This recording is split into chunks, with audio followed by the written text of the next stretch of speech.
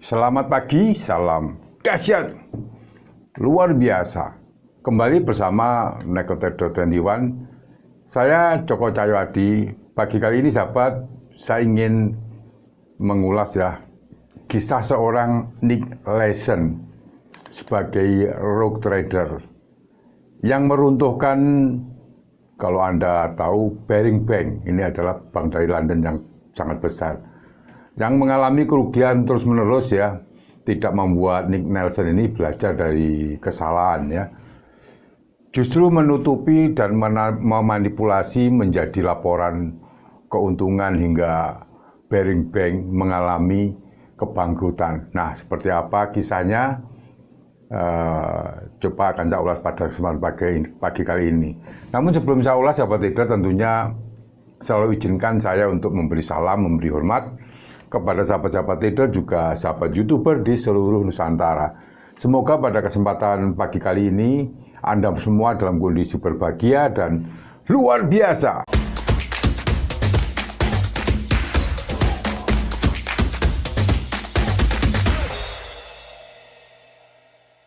Bagi sahabat trader yang ingin diskusi secara private menanyakan grup WA, juga live chat saya, silahkan add WA saya di description. Baiklah sahabat trader, ada kisah seorang trader sukses, tetapi juga ada kisah seorang rogue trader atau trader yang menjalani transaksi secara ilegal dan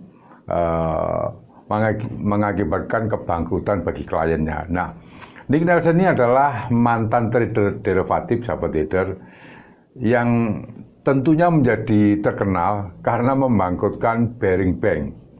Nah, Barings Bank ini itu bank dagang tertua di Inggris Raya pada tahun 1995. Ini setelah membuka kantor future dan option di Singapura, Leeson menjadi rogue trader dan merugikan Barings Bank lebih dari $1 miliar.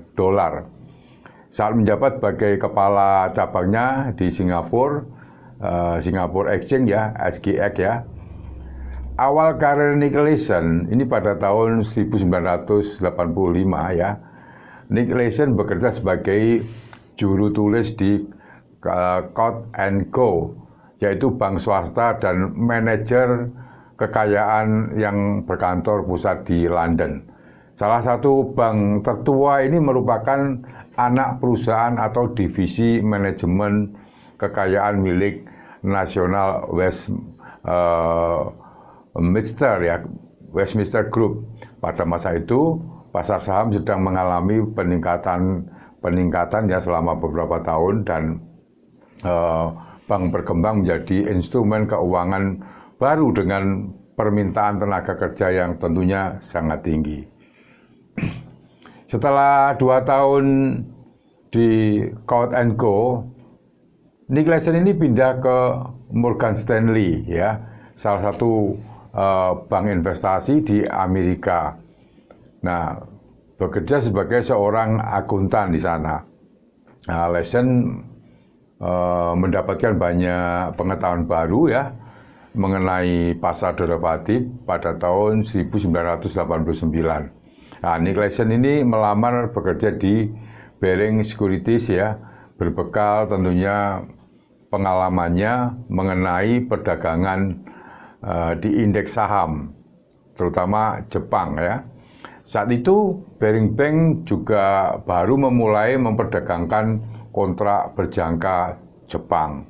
Ini awal ceritanya seperti itu.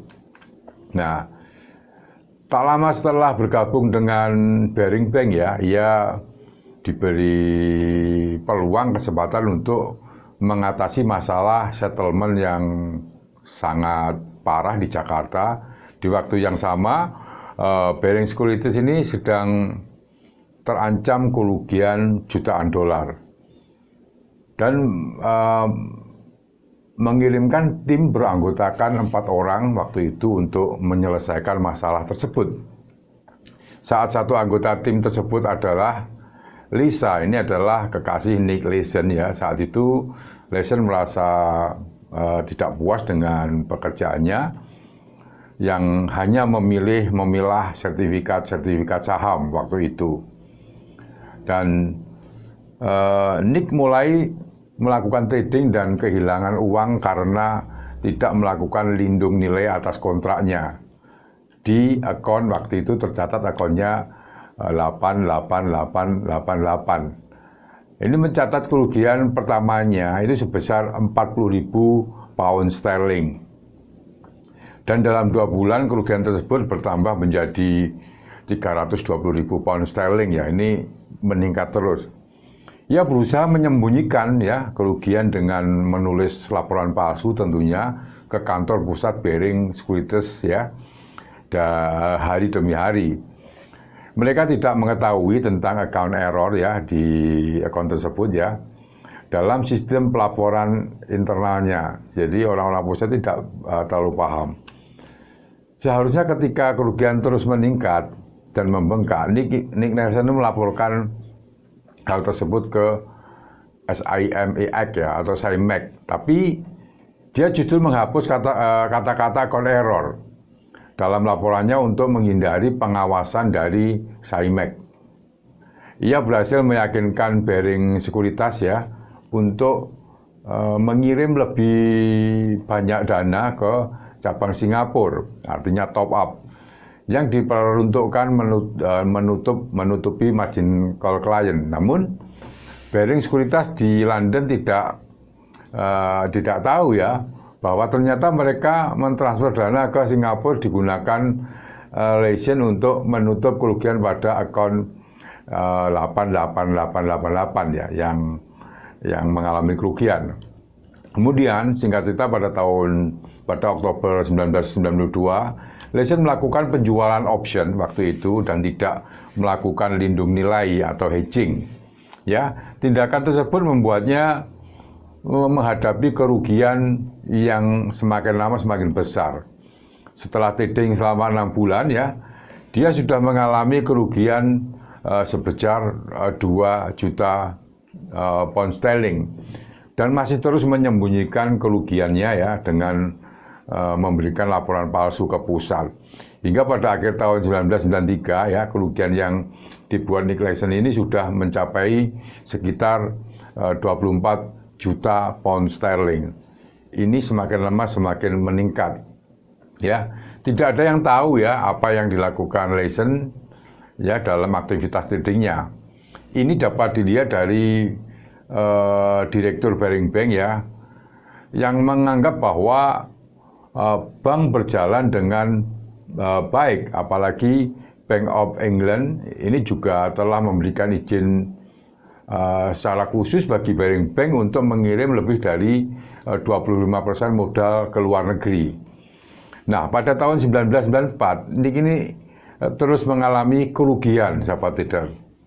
Nah, tetapi waktu itu Baring Bank masih mengakuinya ya sebagai seorang trader yang kompeten dan mengizinkan Leeson untuk mengambil posisi tanpa lindung nilai secara resmi, sahabat trader. Bahkan ketika kerugian Leeson ini mencapai 50 juta dolar, ia masih menerima dana dari kantor pusat waktu itu dengan melaporkan keuntungannya ke London ya. Saat Ron Baker mengaudit ya cabang Singapura, dia merekomendasikan agar Nick Leeson ini mengundurkan diri dari jabatannya. Namun bagaimana, tetapi sama Leeson ditolak. Nah, tak lama kemudian sahabat trader, Tony Have ya dari Baring Investment Bank ya BIB mulai mengkhawatirkan aktivitas trading Nick Leeson. Ya.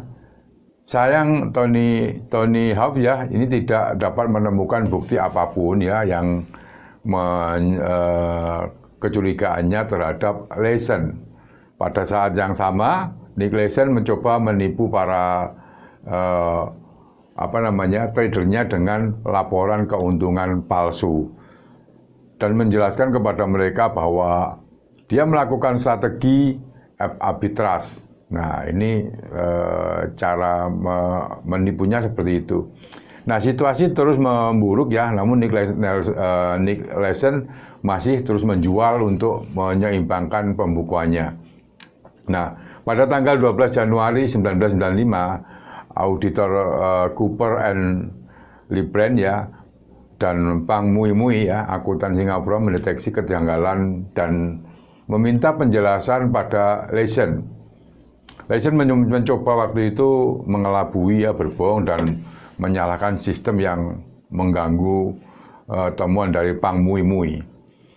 Dia tidak percaya tentunya ya dengan penjelasan Leeson ya. Akhirnya ia menginformasikan hal tersebut kepada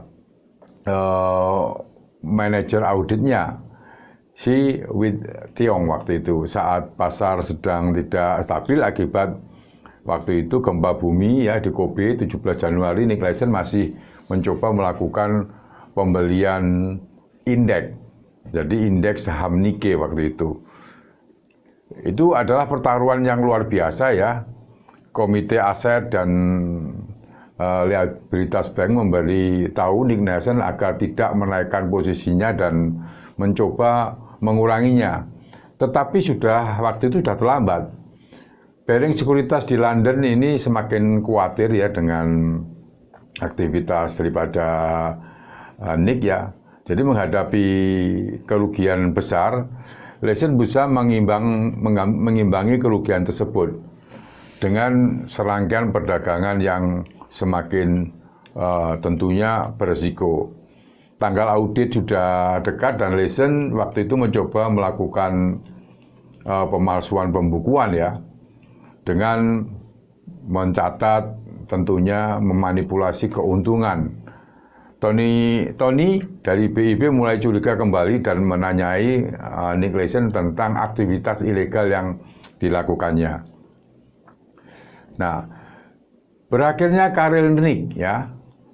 Jadi setelah diaudit selesai ya, dilakukan pada tanggal 3 Februari tahun 1995, di SIMEX menjadi lebih waspada terhadap account error 88888 sebab dari margin sebesar 342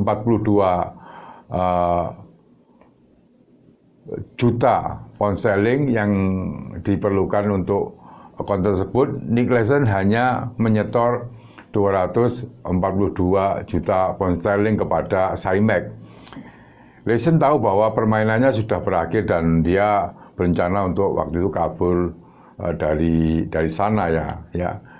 Jadi dia dan istrinya Lisa meninggalkan waktu itu Singapura pada tanggal 23 Februari 1995.